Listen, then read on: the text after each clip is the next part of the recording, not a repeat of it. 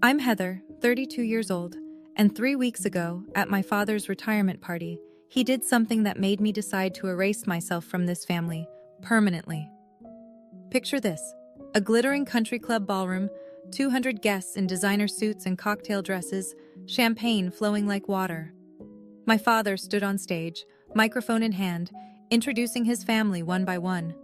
When he got to me, he smiled that smile I'd seen 1,000 times, the one that looked warm to everyone else but cut like glass.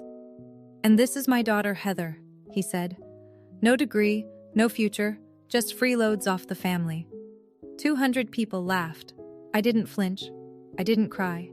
I just smiled, raised my champagne glass and said, "Cheers. This is the last time any of you will see me." Then I walked out. The room went completely silent. What happened next? That's what I'm here to tell you. Before I continue, please take a moment to like and subscribe, but only if you genuinely want to know how this story ends. And let me know in the comments where you're watching from and what time it is there. Now let me take you back 12 years, to the day I was forced to leave college. The Evans family of Fairfield, Connecticut.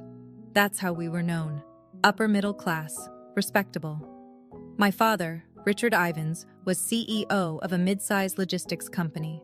We had a 6-bedroom colonial on 2 acres, a Mercedes S-Class in the driveway, and a membership at the most exclusive country club in the county. From the outside, we looked perfect. My mother died when I was 8. Cancer, quick and brutal. I barely remember her face without looking at photographs, but I remember her hands, soft, always reaching for mine. 2 years later, my father remarried. Linda. She came with a son from her previous marriage, Marcus, 3 years older than me. Within months, they weren't just part of our family. They were the family. I became furniture, not in any dramatic way, you understand. No Cinderella-style abuse, just invisibility. Marcus got the praise for his grades. Mine were ignored. Marcus got the new car at 16. I got his hand-me-down. Marcus was the future of the company. I was also here. My father never hit me, never screamed at me. He just looked through me, like I was a window he was trying to see past. But there was one person who saw me. My grandmother, Margaret Ivans. My father's mother. She'd call me every Sunday, ask about my classes, my friends, my dreams. She'd say things like, "You remind me of myself at your age, Heather. Underestimated. But I see you." She left me something when she died, something no one in the family knew about. But I'm getting ahead of myself. In this family, I learned to become invisible. What I didn't know then was that invisibility would become my greatest weapon. The day my future was decided for me, I was 20 years old. Sophomore year at UConn, business major, 3.8 GPA. I had plans, dreams. A scholarship application sitting on my desk for a summer program in London. My father called me home on a Wednesday. "Family meeting," he said. Those 2 words had never meant anything good. I found him in his study. Mahogany desk, leather chair, walls lined with awards and certificates. Linda stood beside him, her hand on his shoulder, supportive, united. "Heather," my father began, not looking up from his papers, "we need to make some sacrifices as a family. Marcus has been accepted into the Wharton MBA program. It's an incredible opportunity." My heart rate didn't change. I already knew where this was going. "We can't afford both your tuition and his program," he continued. "So we've decided you'll take a break from school, just for now. Marcus's career will benefit the whole family." Linda nodded, her voice honey-sweet. "A girl doesn't need an MBA to have a good life, Heather. You'll find a nice husband someday. That's what really matters." I sat there, frozen. Not because I was surprised. I'd spent 12 years learning not to be surprised, but because some small, stupid part of me had still hoped. "You said you'd support my education," I heard myself say. "You promised Mom before she died." My father's jaw tightened. "Circumstances change. When the company stabilizes, I'll make it up to you." He never did. What I found out later, through a cousin's slip of the tongue, was that there was plenty of money. They just chose not to spend it on me. I didn't argue that day. I just nodded. But inside, I made a promise to myself. This was the last time I'd let anyone else decide my worth. I moved to Boston with $2,000 in savings and a suitcase of clothes that didn't fit the life I was leaving behind. My first apartment was a 400-square-foot studio above a laundromat in Allston. The radiator clanked all night. The walls were thin enough to hear my neighbor's TV. I ate ramen for dinner and day-old bagels from the cafe where I worked mornings. But here's the thing about rock bottom: you can't fall any further. I got a job as an administrative assistant at a small logistics company. Entry level, minimum wage plus benefits. The owner, a gruff man named Walter Barnes, saw something in me that my family never had. "You've got a brain, Heather," he told me one day. "Use it." So I did. I stayed late. I learned every system, every process. I took free online courses at night: supply chain management, operations, business fundamentals. MIT Open Course. Where became my college. I didn't call home, didn't ask for a single dollar. When my father's secretary sent me a birthday card with a $50 check from the family, I tore it up and threw it away. 4 years after I left Connecticut, I had saved enough to start my own consulting firm. Meridian Consulting, LLC. Just me, a laptop, and a rented desk in a co-working space. I kept my name off everything public. No LinkedIn profile, no press releases. All business went through the company name and my lawyer. Why the secrecy? Because I knew my family. If they found out I was succeeding, they'd find a way to take credit or tear it down. Some people build empires to prove their worth. I built mine in silence because silence was the only language my family had ever taught me. Grandmother Margaret died 2 years ago when I was 30. I flew to Connecticut for the funeral, sat in the back pew, watched my father deliver a eulogy about a remarkable woman who dedicated her life to family. The irony was so thick I could taste it. At the reception, I kept to myself. No one seemed to notice I was there, which was exactly how I wanted it. But 3 days later, I got a call from a lawyer I'd never heard of. Eleanor Smith, from a Boston firm specializing in estate planning. "Ms. Ivins, I represent your grandmother's separate estate. She established a trust fund in your name 8 years ago, with explicit instructions that no other family member be informed of its existence." I nearly dropped my phone. The trust contained $800,000. "She left a letter for you as well," Eleanor continued. "Would you like me to read it?" I said yes, though my voice didn't sound like my own. "My dearest Heather," Eleanor read, "I know what they did to you. I know about the tuition, the promises, all of it. I argued with your father until I had no words left. He wouldn't listen. He never does. This money is yours. No strings, no conditions. Use it to build the life you deserve, the life they tried to take from you. Remember what I always told you. Don't let anyone say you're not worthy. When they finally see your worth, it will be too late for them. I believe in you. I always have. All my love, Grandma Margaret." I used part of that money to expand Meridian Consulting. The rest I kept as insurance, for a day I hoped would never come, but always knew might. That day came 3 weeks ago. Let me tell you about Meridian Consulting today.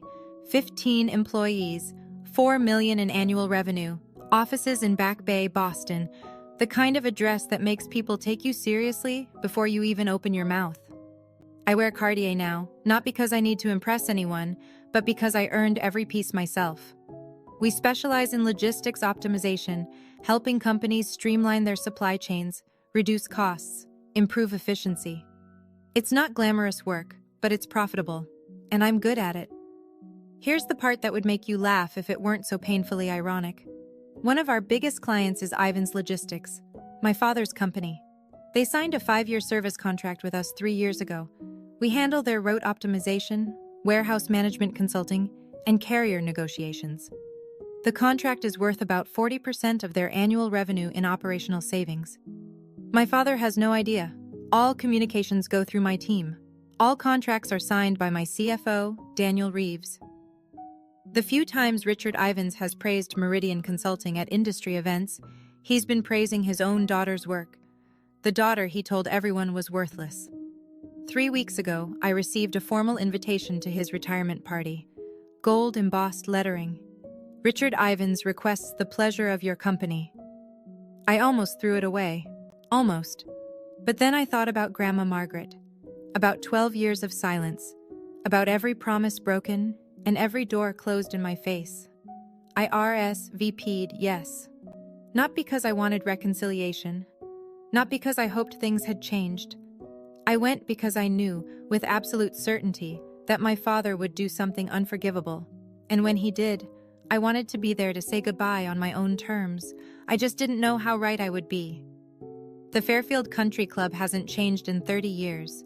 Same Swarovski chandeliers, same pretentious valet service, same crowd of old money and new ambition pretending they belong together. I wore a black Valentino dress, simple, elegant, expensive. My grandmother's pearl earrings, Cartier watch, Hermes Birkin bag. Everything I owned, I'd bought myself. That mattered to me more than the labels. Linda intercepted me at the entrance. She'd aged, but her smile hadn't. Still that perfect mask of warmth that hid something colder underneath. Her dress was Chanel, her diamonds were large, and her eyes did a quick inventory of my outfit before she spoke.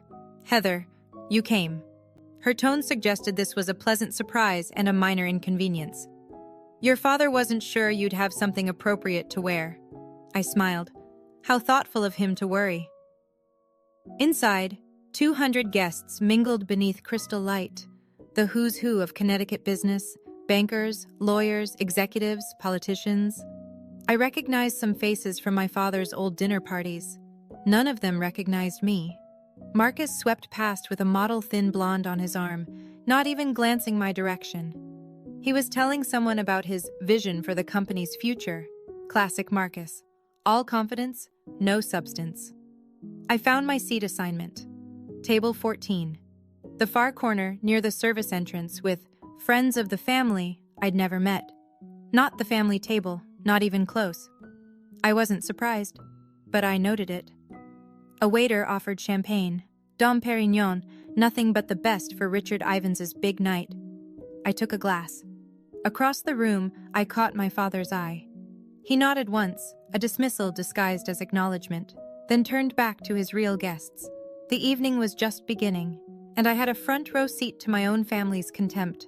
I've learned, over the years, that the best information comes from staying quiet and keeping your ears open. From my corner table, I watched and listened. The acoustics in that ballroom carried conversations better than people realized. My father was holding court near the bar, surrounded by business associates. I heard him mention operational restructuring and strategic partnerships, standard executive speak. But then, "Meridian Consulting has been transformative for us," he was saying to a silver-haired man I recognized as a major shipping executive. "They're the backbone of our operations now. Whoever runs that company is a genius." The other man nodded. "I've been trying to get a meeting with them for months. Very private operation. Do you know who's behind it?" My father shrugged. "Never met them personally. Everything goes through their legal team and account managers. But honestly, I don't care who they are as long as they keep delivering results." I took a sip of champagne to hide my smile. My phone buzzed. A text from Daniel, my CFO. "Contract renewal docs from Ivan's Logistics arrived today. They want another 5 years. Waiting on your decision." I typed back, "I'll have an answer by end of week." What my father didn't know, what nobody in that room knew, was that Meridian's contract with Ivan's Logistics was coming up for renewal. If we walked away, they'd lose 40% of their operational efficiency overnight. In logistics, that's not just an inconvenience, that's a death sentence. I hadn't decided what to do yet. Part of me wanted to keep the professional relationship separate from the personal toxicity, but as I watched my father bask in praise for his company's success built partly on my work, I felt something shift. Tonight would determine everything. I needed a refill on my champagne. Or maybe I just needed to move, to shake off the strange energy building in my chest. At the bar, I ran into the extended family firing squad. Aunt Susan, Linda's younger sister, spotted me first. Her face did that thing where surprise becomes pity, becomes condescension in about half a second. "Heather, oh my goodness, I almost didn't recognize you." She looked me up and down. "You look, well, still up in Boston, doing whatever it is you do?" "Consulting," I said. "Supply chain management." "Oh, how nice."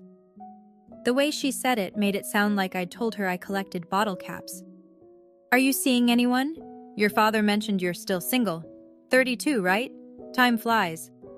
Before I could respond, Uncle David joined in. Richard was just telling me you're still figuring things out. Nothing wrong with being a late bloomer, I suppose. Not everyone is meant for traditional success. I realized, with cold clarity, what had happened. My father had briefed them, given them talking points about the family disappointment, set the narrative before I even arrived. Richard said you had some emotional difficulties after leaving school, Aunt Susan continued, lowering her voice conspiratorially. Mental health issues. So brave of you to come tonight despite everything. I felt my grip tighten on my champagne glass. Not from hurt. I was long past that. From the sheer audacity. I appreciate the concern, I said, keeping my voice steady. But I'm doing very well, actually. Better than I've ever been. They exchanged glances. The kind that says, poor thing doesn't even know how far she's fallen. I excused myself before I said something I'd regret, but a plan was forming in my mind. Cold, clear, inevitable. Marcus found me on the terrace, looking out at the golf course. The September air was cool, and the stars were just starting to appear. Well, well, his voice came from behind me, heavy with contempt. The prodigal daughter. I didn't turn around. Marcus? He stepped beside me, close enough that I could smell his cologne. Tom Ford, probably a gift from our father. Dad's about to give his speech. Wanted to make sure you weren't planning any dramatic scenes. Why would I do that? Because you've always been jealous. He said it like it was established fact. The way you stormed off after the tuition decision. The way you disappeared to Boston like some wounded animal. You've never gotten over it. Now I turned. Looked at my stepbrother in his $5,000 suit, his Rolex, his perfectly styled hair. Is that what you tell yourself? His eyes hardened. I heard you started some kind of company up there, playing businesswoman. He laughed, short and cruel. How long until it fails? 6 months? A year? Then you'll come crawling back, begging Dad for help. I won't. You will. You always do. You're weak, Heather. You always have been. I could have told him then. About Meridian, about the contract. About how his precious company's success was built on the work of the sister he dismissed. But I didn't. Because some revelations need the right stage. You know what, Marcus? You can believe whatever makes you feel better. I started to walk past him. But I promise you this. After tonight, you're going to wish you'd treated me differently. His laugh followed me inside.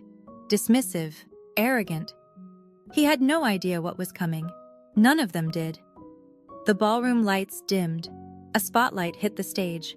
My father climbed the steps to thunderous applause, the conquering hero of Connecticut logistics, taking his final bow. Thank you, he said, his voice carrying that practiced warmth he'd perfected over decades. 40 years in this business, it's been one hell of a ride. Laughter. More applause. He began his speech, thanking partners, employees, mentors, thanking God, thanking luck, taking credit for everything. Then came the family segment. I couldn't have done any of this without my incredible wife, Linda. He gestured to her table. 30 years of putting up with my late nights and business trips. You're a saint. More applause. Linda dabbed at her eyes, perfectly on cue. And my son, Marcus, who will be taking over as CEO come January. Richard beamed with pride. The future of Ivan's logistics. I couldn't be prouder. Standing ovation. Marcus rose, waved, the picture of corporate royalty. Then my father's eyes found me, and something shifted in his expression. Something mean. And of course, my daughter, Heather. The spotlight swung to my table. I felt 200 pairs of eyes turn toward me. No degree, no real career, just freeloads off the family. He paused for comedic effect. But hey, at least she showed up tonight. Maybe someday she'll find a rich husband to take care of her. The room erupted in laughter, real laughter, the kind that comes from people who think they're in on a joke, not realizing they're watching cruelty dressed up as comedy. I sat perfectly still, didn't flinch, didn't cry, didn't look away. I just waited for the laughter to fade, and then I stood up. The room went quiet as I rose. I could feel every eye on me. Some curious, some pitying. some already preparing to witness a breakdown, the unstable daughter finally cracking under her father's harmless joke. I picked up my champagne glass, slowly, deliberately. My father's smile faltered, just slightly. He hadn't expected me to react. I never did. I was supposed to sit there and take it, like I always had. I raised the glass toward him. "Congratulations on your retirement, Dad." My voice was clear, steady, loud enough for every microphone in the room to pick up. 40 years in business, quite an achievement. I paused. "You taught me a lot. About hard work, about sacrifice, about exactly what kind of loyalty family can expect from you." The silence was absolute now. I could hear someone's ice clinking in their glass 3 tables away. "So here's to you." I lifted my champagne higher. "Cheers. This is the last time any of you will see me." I set the glass down without drinking. Then I picked up my Birkin bag, turned, and walked toward the exit. My Louboutin heels clicked against the hardwood floor, the only sound in that cavernous room. I didn't run, didn't hurry, just walked, spine straight, head high. Behind me, silence. Complete, total, devastating silence. Someone gasped. Someone else whispered something I couldn't hear. But mostly there was just the echo of my footsteps and 200 people trying to process what they'd just witnessed. The daughter who was supposed to be broken had just walked out on her own terms. I pushed through the double doors and stepped into the night. And for the first time in 12 years, I could breathe. I was almost to my car, a Tesla Model S, black custom plate reading MRDIAN1, when I heard footsteps behind me. Heather, stop right there!" Linda's voice, shrill and furious. I kept walking. "What do you think you're doing?" She grabbed my arm, spinning me around. Her face was red beneath the country club lights. Her careful composure cracked. "Do you have any idea what you just did? You humiliated your father in front of everyone." I looked at her hand on my arm until she removed it. "I humiliated him?" I asked quietly. "I think you have that backwards." My father appeared behind her, his face a thundercloud. 200 guests were probably watching from the windows. He was aware of that. I could see him calculating. "Get back inside," he said, his voice low and dangerous. "Apologize. Now." "No." The word hung in the air between us. "This isn't a negotiation, Heather. I'm your father. I'm telling you." "You're telling me what?" I cut him off, something I'd never done in my life. That I should go back in there and let you keep using me as your punchline? That I should smile while you tell 200 people I'm worthless? It was a joke. It was the truth of how you see me. And I'm done pretending otherwise. I opened my car door. My father stepped forward. "If you leave now, you're done. Do you understand me? No more family, no more support, nothing." I almost laughed. "Dad, you cut me off 12 years ago. You just didn't have the courage to say it out loud." I slid into the driver's seat. "Tonight, I'm saying it for both of us." I started the engine. "Goodbye," and I drove away. I pulled into a rest stop about 20 minutes outside Fairfield and sat in my car, engine idling, hands still on the wheel. For a long moment, I just breathed. Okay, let me step out of the story for a second and talk to you directly. I know some of you watching this have been through something similar. Maybe not a retirement party, maybe not 200 witnesses, but that feeling of being the family disappointment, the one they talk about in whispers, the one whose success they refuse to see. I know you understand. If you've ever sat at a family gathering while someone made you the punchline, if you've ever smiled through pain because making a scene would only prove them right, if you've ever loved people who made you feel invisible, this story is for you. So here's what I'm asking. If any of this is resonating with you, drop a comment. Tell me your story, or just let me know you're here. Because honestly, knowing I'm not alone in this, that means more than you can imagine. And if you want to know what happened next, and trust me, the next part is where everything changes, make sure you're subscribed. Hit that bell, because what my father discovered in the weeks after that party, well, let's just say he learned exactly how wrong he was about me. Now, back to the story. The morning after the party, I woke up in my Boston apartment feeling lighter than I had in years, but I knew it wasn't over. Families like mine don't let go that easily. They would try to control the narrative, spin the story, make me the villain. What they didn't know was that I had something they couldn't spin their way out of. Let me tell you about the week that followed. It started with text messages, not from my father. He was too proud for that, but from cousins, aunts, family friends. People I hadn't spoken to in years, suddenly very concerned about my mental state. Heather, I heard about the party. Your dad says you're struggling. Do you need help? Susan told me you had some kind of breakdown. We're all worried about you, sweetie. Your father loves you. He just wants what's best. Maybe you should apologize and come home. The narrative was already being written. Poor Heather, unstable, jealous, had some kind of episode at the party. Richard Ivins, patient, loving father, doing his best with a troubled daughter. I didn't respond to any of them. Then came the more interesting call. My phone rang on Tuesday afternoon, a Connecticut number I didn't recognize. I answered anyway. Miss Ivins, this is James Crawford. I'm a partner at Ivins Logistics. The voice was polished, professional. I'm calling on behalf of Richard. He'd like to discuss mending fences. Really? Between you and me, there's been some concerning chatter about your connection to certain business partners. Rumors, probably nothing. But Richard thought it would be good to clear the air. I went cold. Rumors, business partners, they were fishing. What kind of rumors? I asked, keeping my voice neutral. Oh, something about our consulting partners at Meridian. Someone thought they'd seen you at their offices once. I'm sure it's a misunderstanding. My mind raced. How? Who had seen me? When? I'm not sure what you're referring to, I said. But please tell my father I have nothing to discuss with him. I hung up. They were getting close, closer than I'd realized.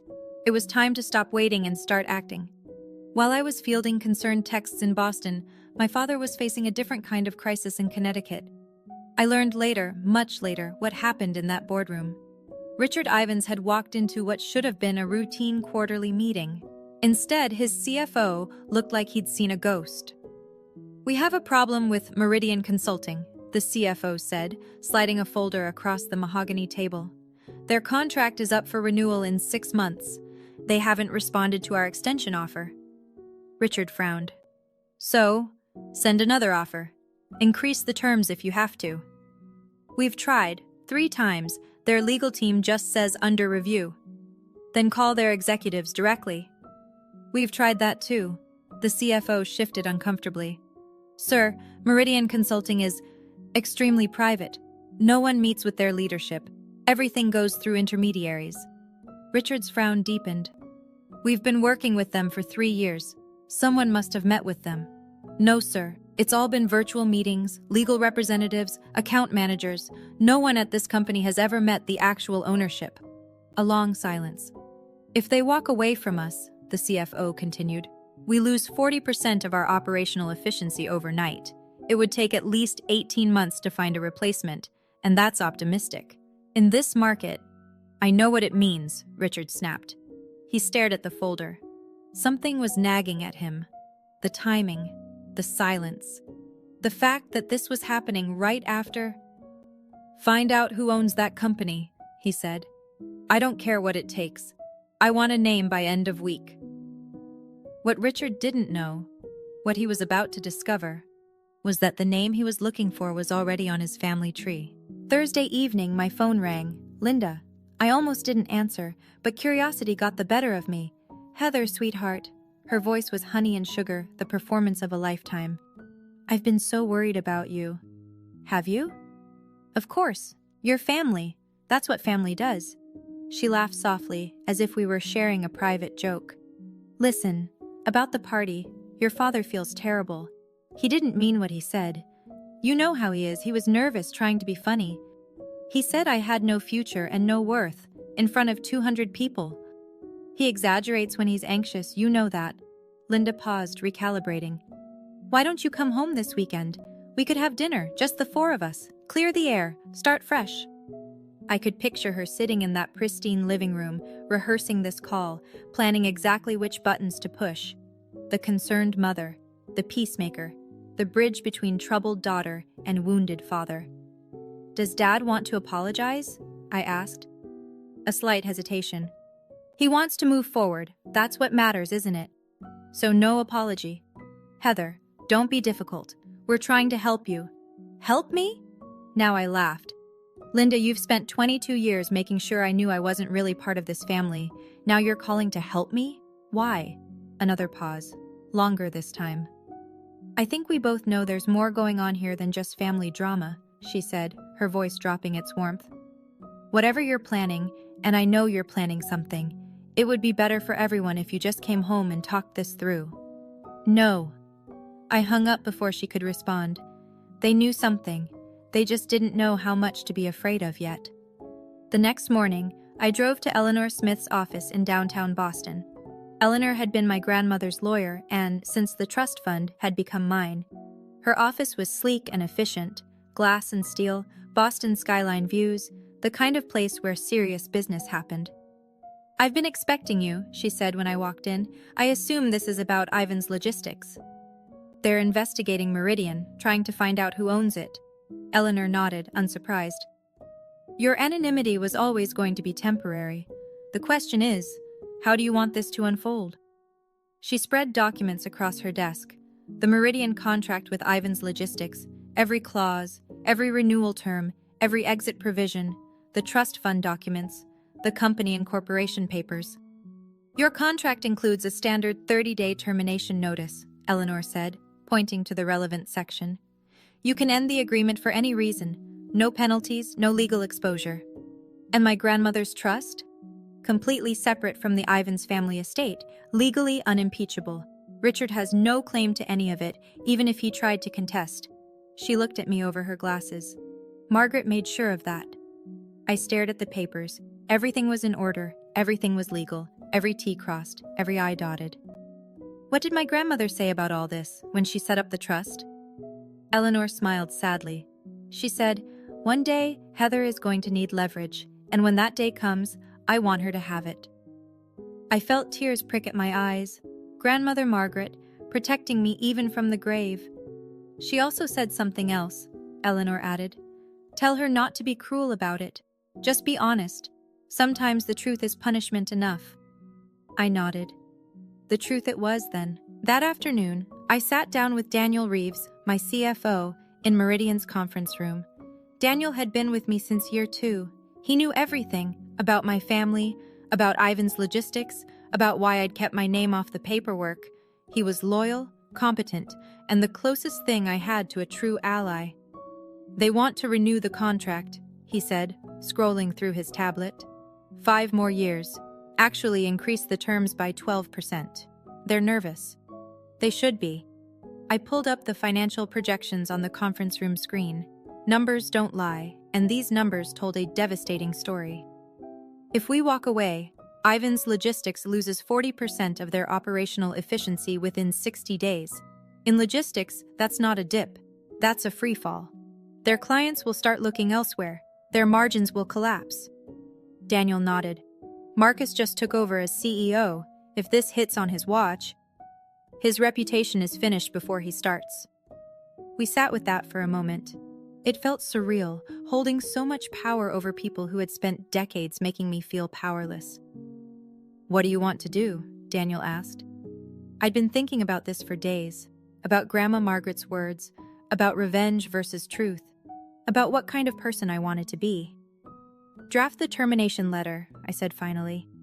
30-day notice per the contract terms. No malice, no accusations, just business. And the reason? Strategic repositioning. That's all they need to know officially. I paused. But I'm also going to write a personal letter to my father. Separate envelope. He deserves to know exactly who he's been depending on, and exactly why that's ending. Daniel nodded. When do you want to send it? Monday. First thing. No more waiting. No more hiding. I spent all of Sunday writing that letter. Not the official termination notice. Daniel handled that. The professional language, the legal provisions, the clinical restructuring of client portfolio explanation that would go in the file. I wrote the personal letter. The truth. I went through 7 drafts. The first was too angry. Pages of accusations, every hurt cataloged and condemned. The second was too cold. The third was too desperate. The final version was simple, clean, factual. Dear Dad, you said I had no future. You told 200 people I was worthless. I want you to know something. The company you called the backbone of Ivins Logistics, Meridian Consulting, is mine. I built it. I own it. For 3 years, the daughter you dismissed has been a cornerstone of your business. I'm ending our contract, not as revenge, as a boundary. Grandma Margaret left me a trust fund you never knew about. She saw what you couldn't, that I was worth investing in. Everything I have, I built myself, with her faith and without your support. I don't need you to apologize. I don't need you to understand. I just need you to know that I am not what you said I was. I never was. Don't contact me again. Heather Margaret Evans. I included my middle name deliberately, the name I'd added 3 years ago in honor of the only person in my family who'd believed in me. I also included a photocopy of the Meridian Incorporation papers. My name as sole owner clearly visible. I read the letter 3 times, checked for typos, checked for excessive emotion, found none, just the truth. Sometimes I thought, that's the most devastating weapon of all. Monday, 9 a.m. Courier confirmation. The package had arrived at Ivan's Logistics headquarters. Someone named Patricia Chen had signed for it. Richard's executive assistant. I remembered her from childhood. I sat in my office, watching my phone, waiting. 10:15 a.m. Missed call from Richard Ivans. 10:17 a.m. Missed call from Richard Ivans. 10:23 a.m. Missed call from Marcus Ivans. 10:31 a.m. Missed call from Linda Ivans. 10:45 a.m. Missed call from Richard Ivans. 11:02 a.m. Text message from Richard. Call me now. 11:15 a.m. Text message from Marcus. What the hell is this? Call us. 11:34 a.m. Text message from Linda. Heather, this is not funny. Pick up your phone. By noon, I had 12 missed calls, 8 text messages, and 2 voicemails I didn't bother listening to. I didn't respond to any of them. I had waited 12 years for this moment. They could wait a few more hours. At 2 p.m., my assistant knocked on my door. Ms. Ivans, there's a family who says they need to see you immediately. They're in the lobby. So, they'd driven to Boston, 5 hours of traffic and panic just to confront me in person. I took a deep breath, checked my reflection in the window, straightened my blazer. Send them to conference room B, I said. I'll be there in 5 minutes. This was it. The conversation I'd imagined 1,000 times. The confrontation I'd prepared for without knowing when it would come. I thought of Grandma Margaret, of her letter, of her faith in me. Don't be cruel, she'd said. Just be honest. I stood up, smoothed my skirt, and walked toward the conference room. Time to be honest. Conference room B had glass walls. I'd chosen it deliberately. My 15 employees could see inside, though they couldn't hear. Witnesses, not to humiliate anyone, but to ensure the meeting stayed civil. Richard, Linda, and Marcus stood clustered near the window, looking out at the Boston skyline they'd never expected to see from this perspective. From my domain. My territory. My father turned when I entered. His face was gray, older than I'd ever seen him look. Heather. His voice cracked on my name. What is this? Hello, Dad. Linda. Marcus. I took a seat at the head of the conference table, calm, professional. I assume you received my letter. Your letter? Marcus stepped forward, jabbing his finger toward me. You can't just... This isn't... Sit down, Marcus. My voice was quiet but firm. I won't discuss anything with you yelling across the room. He looked at my father, uncertain. Richard nodded sharply. They sat. For a long moment, no one spoke. Finally, Richard leaned forward. This is all some kind of misunderstanding. What part? Meridian Consulting. You can't possibly, a company like that, you didn't... I did. I slid a folder across the table. Company registration, tax filings, client list. 3 years ago, your company signed a contract with mine. You praised my work at industry events. You called us transformative. You just didn't know you were praising me. Linda's face had gone pale. But you don't have a degree. You were just a what, Linda? A disappointment? A failure? I shook my head. I was a 20-year-old who was told to sacrifice her future, I built something anyway. Silence. My father stared at the documents like they might burst into flames if he looked hard enough. Okay. Richard's voice was strained, the mask of corporate composure cracking. I apologize. I apologize about the party. Is that what you want to hear? I'm sorry. Now, can we talk about the contract? You're sorry because you need something from me. That's not an apology. For God's sake, Heather. Marcus slammed his palm on the table. Do you know what happens if you pull this contract? 20% of our workforce, gone, because of your petty revenge. It's not revenge, it's a business decision. Bullshit. He was standing now, veins in his neck visible. You've been planning this for years, waiting to destroy us. This is sick. I planned nothing. I kept my voice level. I built a company. Your company chose to become dependent on mine. That's not my fault. You could have told us, Linda interjected, her voice high and strained. You could have said something. When? When you told me I didn't need education because I'd find a husband? When you spread rumors that I had mental health problems? When? She had no answer. I turned to my father. You want to know the worst part, Dad? I would have kept the contract going. I wasn't planning any of this. But then you stood in front of 200 people and told them I was worthless, that I had no future. I paused. You chose this, not me. Richard's jaw worked. For a moment, just a moment, I thought I saw something like recognition in his eyes, like he finally understood what he'd done. Then it was gone. What do you want? He asked flatly. Nothing you can give me. There must be something. You're not listening. I don't want anything from you. I never did. I just want you to know the truth. Fine. Richard's voice went cold. The vulnerability was gone, replaced by the steel I'd known my whole life. If that's how you want to play this, you walk away from this family, you're done. No inheritance, nothing. I almost laughed. Dad, you cut me off at 20 years old. What inheritance? I could make things very difficult for you. I have connections, lawyers. On what grounds?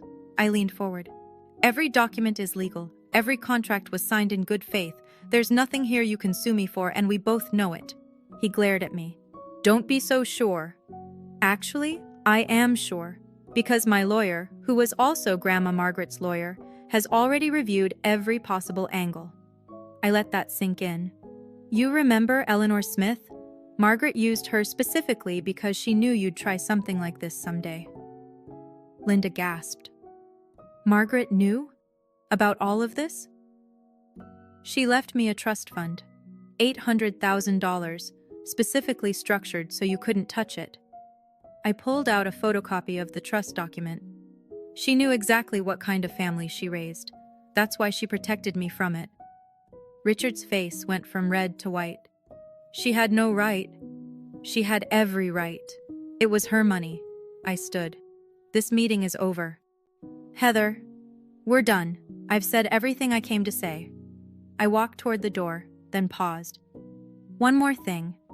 If you contact me again, calls, texts, showing up at my office, I will release every email, every document, every record of how this family has treated me.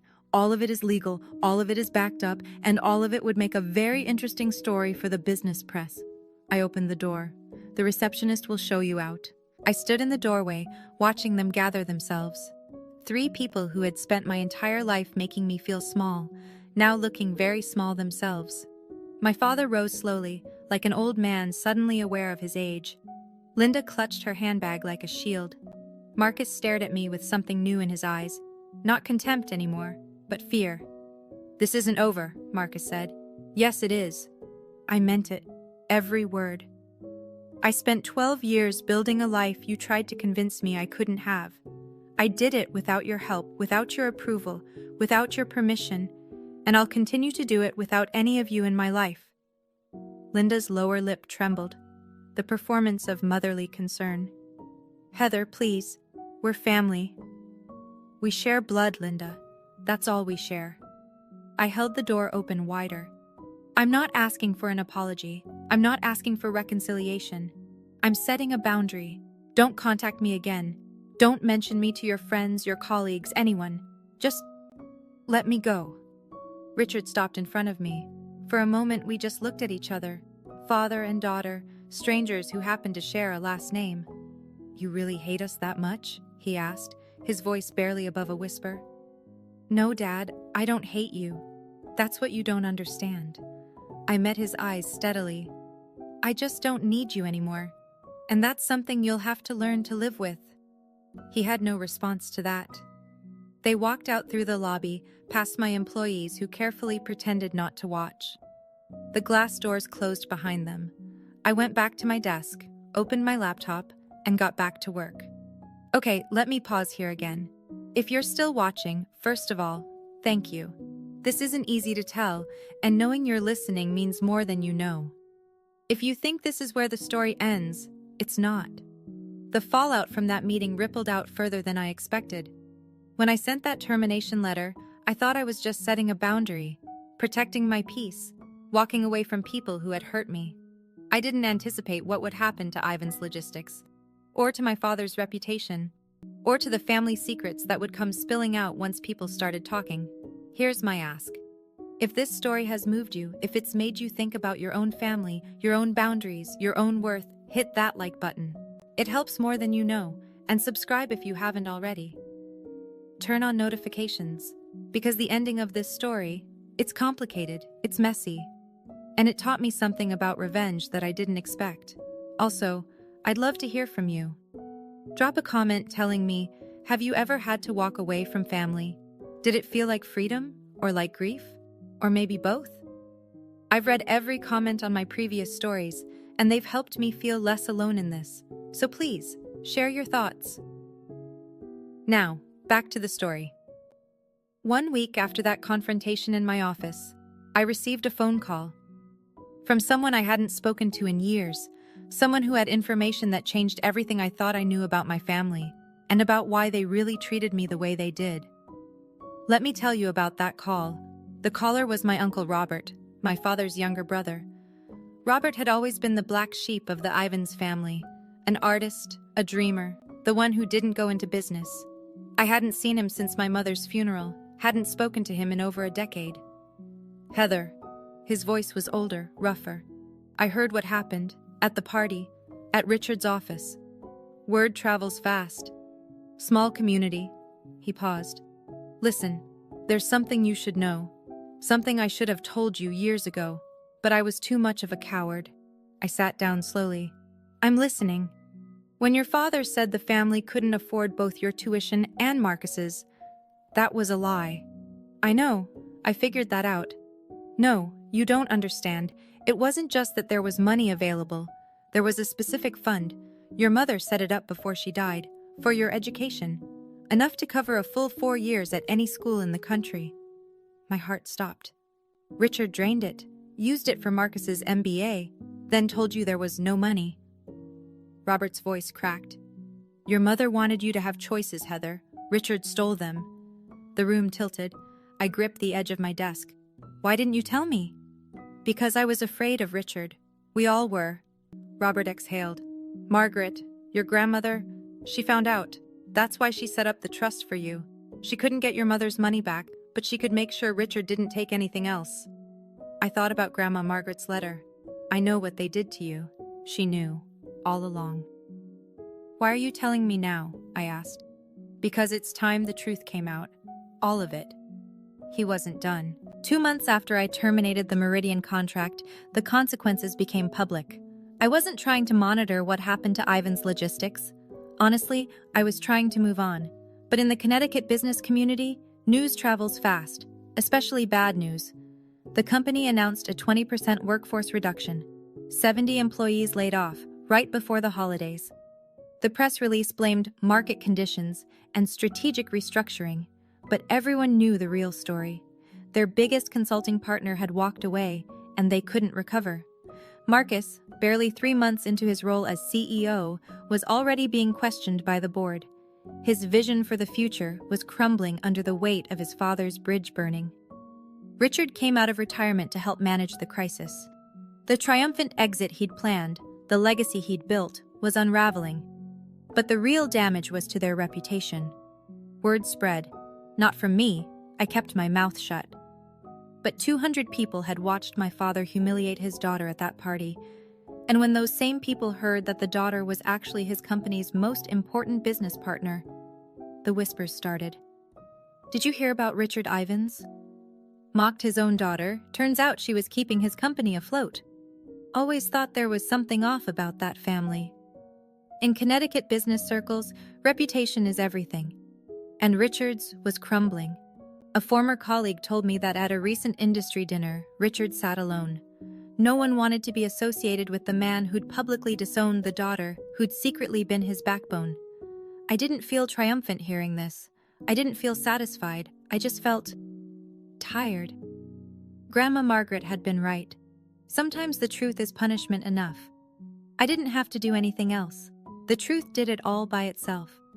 6 months later, I sat in a therapist's office in Beacon Hill. Not because I was falling apart, because I was finally ready to put myself back together. You don't seem like someone who needs therapy, Dr. Patel said during our first session. Everyone needs therapy, I replied. I'm just finally letting myself admit it. We talked about my family, about the years of invisibility, about the burden of building success in silence, about the strange grief of cutting ties with people who were supposed to love me. Do you regret what you did? She asked. No, and I meant it. I regret that it had to happen, but I don't regret protecting myself. Outside of therapy, my life was good. Better than good. Meridian was thriving. We'd replaced the Ivins contract with 3 smaller clients, more diversified, more stable. Daniel got a promotion. I hired 4 new employees. We moved to a bigger office with views of the harbor. I reconnected with Uncle Robert. We had dinner once a month. He told me stories about my mother, the real ones, not the sanitized versions my father had fed me. She'd been fierce, apparently, stubborn, a fighter. You're just like her, Robert said. She'd be so proud of you. I still kept the photo of Grandma Margaret on my desk. I visited her grave every month, left flowers, told her about my life. It felt strange talking to a headstone, but also healing. I did it, Grandma, I told her one spring morning. I didn't let them define me. The wind rustled through the cemetery trees. If I listened closely, I could almost hear her voice. I knew you would, sweetheart. I always knew. So here's what I learned. If you want the moral of this story, your worth is not determined by a degree. It's not determined by your family's opinion. It's not determined by who believes in you or who tries to tear you down. Your worth is determined by what you build when no one is watching, by who you become when everyone counts you out, by the life you create with your own 2 hands. My father thought he was teaching me a lesson at that retirement party. He thought he was putting me in my place. What he actually did was set me free. I don't hate my family. That's the part people struggle to understand. Hate takes energy. Hate is a chain. I'd rather spend that energy on people who deserve it, on work I believe in, on relationships that nourish me, on a life that's truly mine. Boundaries aren't about revenge. They're about protection. They're about saying, this is where my life begins and your damage ends. If you're in a family that makes you feel small, if you have people in your life who see your potential as a threat instead of a gift, if you've ever been the family disappointment, the scapegoat, the invisible one, I see you. I've been you. And I promise you, there is life on the other side of walking away. Thank you for listening to my story. Thank you for being here. If this resonated with you, please subscribe.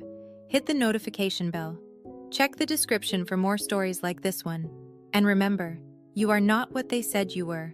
You never were. You are so much more. Until next time, this is Heather, and I'm finally free.